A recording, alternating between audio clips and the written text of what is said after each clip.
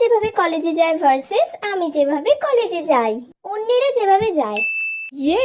আজকে আমি একদম 3 ঘন্টা ধরে সেজেছি। সাজবো না, কলেজে যাচ্ছি বলে কথা।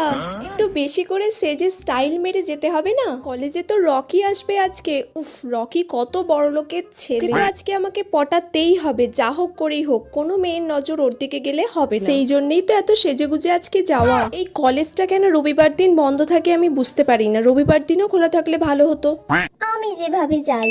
যে বলেছিল না কলেজ লাইফ খুব এনজয় হয়, তাকে আমি একবার আমার সামনে দেখতে চাই। 45 মিনিট, 1 ঘন্টা, 1.5 ঘন্টা করে এক একটা ক্লাস হচ্ছে। ক্লাস করতে করতেই সময় চলে যাচ্ছে, আর বলে নাকি কলেজ লাইফে খুব এনজয় হয়।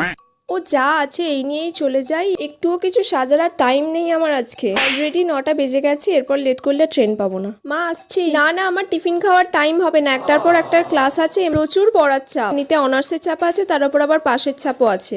আমি চললাম।